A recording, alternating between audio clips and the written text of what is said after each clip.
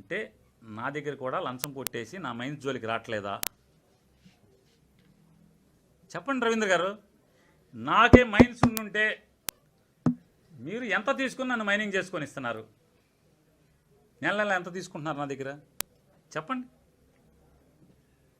మరి నా మైన్స్ జోలికి ఎందుకు రావట్లా? నాకు మైన్స్ ఉంటే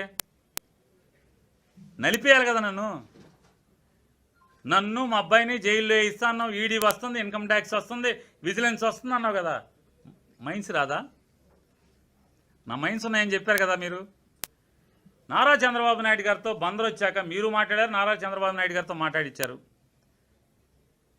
బైపాస్ రోడ్లో ఆనందపేట పక్కన వైశ్యుల ఆస్తి ఆక్రమించానని చెప్పారు. ఆక్రమిస్తే నన్ను పట్టుకుని జైల్లో వేయాలి కదా. ఎందుకే ఇట్లా? అలాగే మాల్ కట్టిన ఆయన దగ్గర మీరు చంద్రబాబు నాయుడు గారితో మాట్లాడిచ్చారు, మీరు మాట్లాడారు.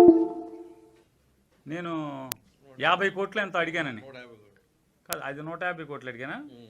150 కోట్లు అడిగా అన్నారు. ఆ ఓనర్ గారు ఇప్పుడు ఉన్నాడు కదా, ఇప్పుడు నా మీద భయం లేదు కదా. ఎందుకంటే మీ దగ్గర అంటే మీరు మార్కెట్ యార్డ్ చైర్మన్ ఇచ్చినటువంటి మహాపోటుగా